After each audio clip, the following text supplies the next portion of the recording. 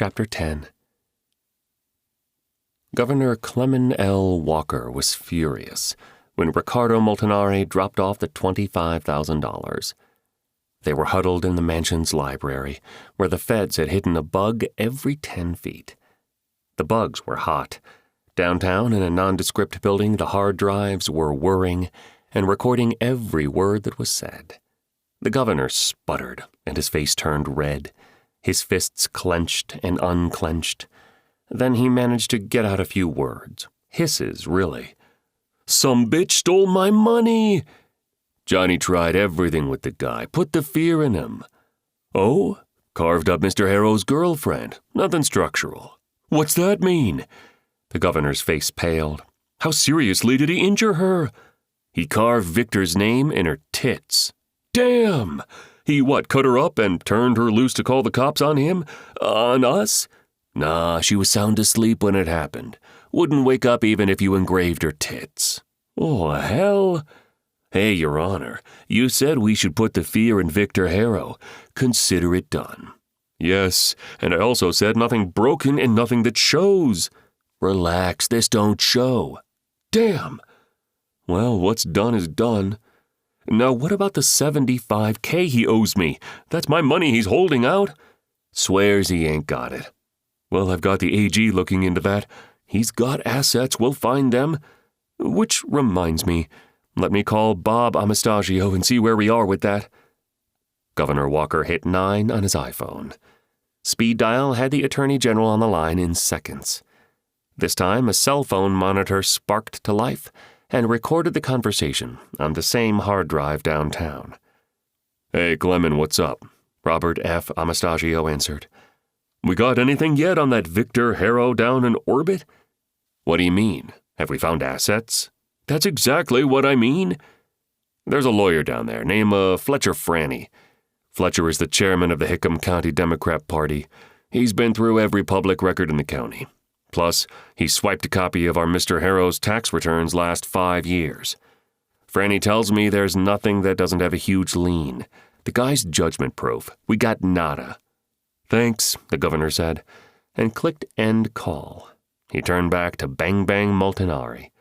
"Nothing. We can't touch the guy." "But we can make an example of him. That's our play, so word don't get out that he beat us." "I hate that." "Hey, you got another idea?" "Does the guy have kids?" "One daughter. Grown. Her husband owns a restaurant and package place. Small change."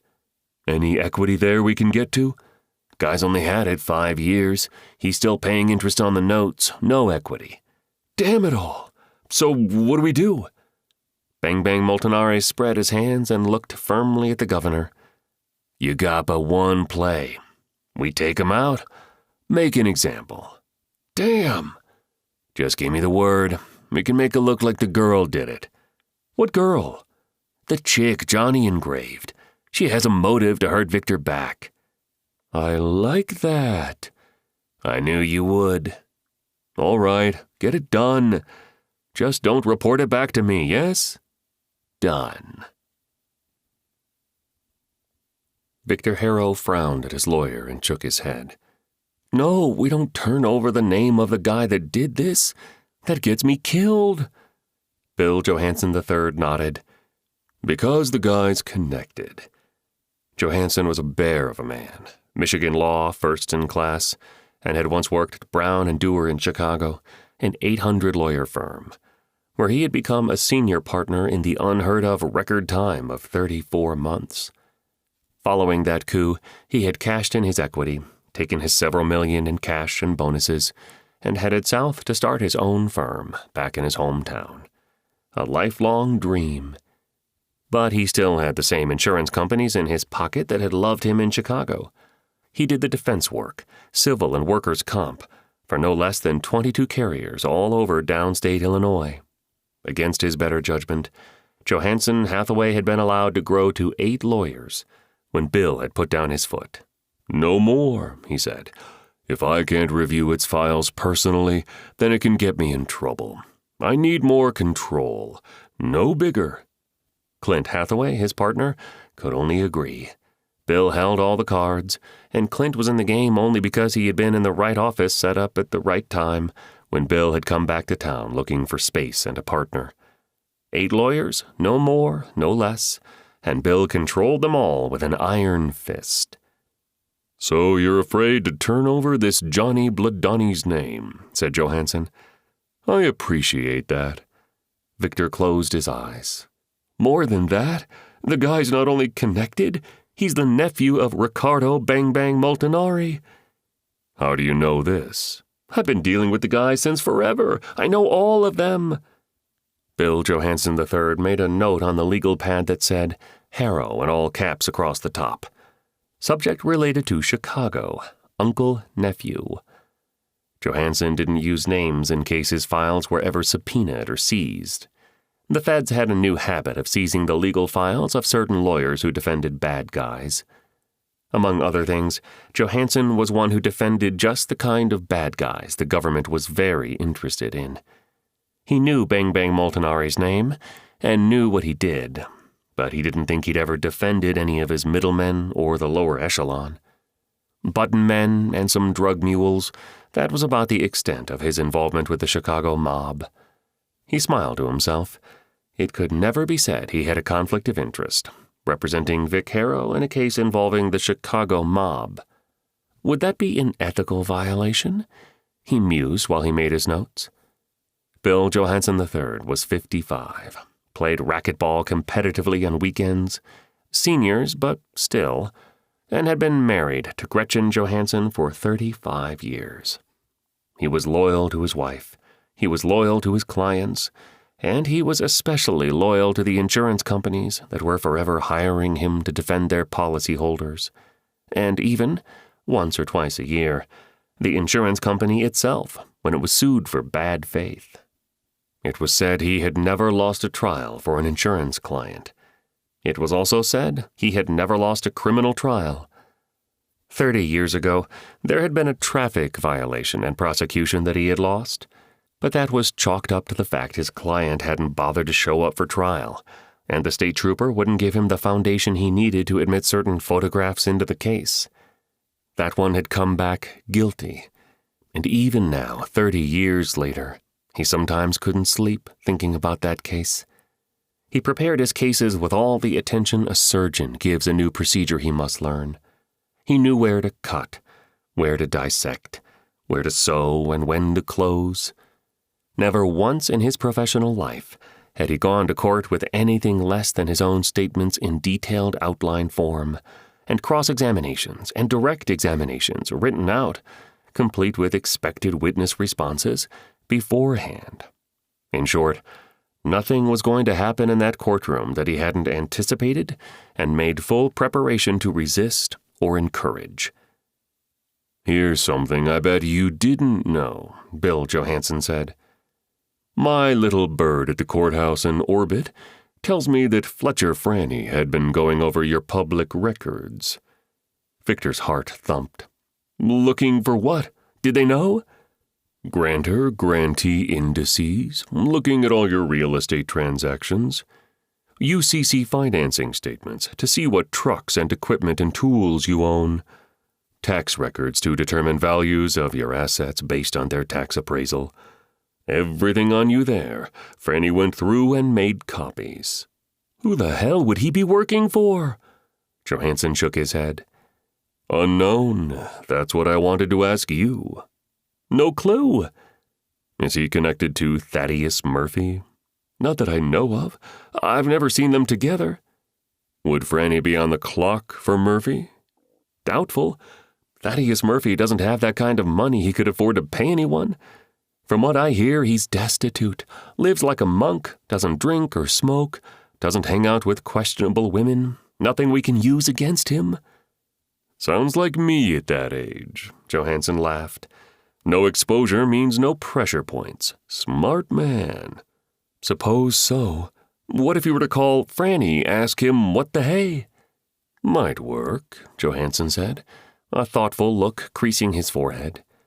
"We know some of the same people. Might use that. Course, if he's working with Thaddeus, then it gets back we're on to him." "True." Damn, I don't like assholes prying into my private stuff." Johansson laughed. "Did I just hear you say private? In a small town? Dream on, dreamer." "True again. But I'll tell you one thing, and I mean this from the bottom of my heart." "Which is what?" "I didn't cut that girl. I'm crazy about Ermeline Ransom. I would never do that to her." "Well, your insurance company has a reserve on this case of $300,000, just in case a jury disagrees." "Could that happen? I wasn't even conscious. I was drugged too." "Anything can happen. It's an American courtroom with a jury of your so-called peers. Anything can happen.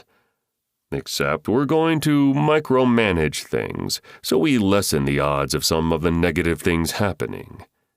"What are we going to do?" "We're going to turn over the name of Johnny Bladani to Thaddeus. We've got a discovery document called a request to admit facts. One of the things it asks us to admit or deny is that you, in fact, caused the injury to Ermeline. My strong suggestion to you, Victor, is that you allow me not only to deny that request, but also to name the actual cutter, Johnny Bladani." "I'm screwed." "I doubt that. You're high profile, Victor. Nobody is going to make an attempt on you. Hell, from what you tell me, you're judgment-proof. Everything's mortgaged. That being the case, it's my guess the mob has already forgotten about you. They've already moved on to their next victim." Johansson knew he might be totally wrong about this, but he was being paid to talk with certitude, as if he had all the answers. That's how you earned $500 an hour. "Then you and I see it differently. I think they're coming after me." "They wouldn't dare. You're too high profile. Everyone would know." The mob located Hector Ransom living on Burgundy Street in a flop house in New Orleans.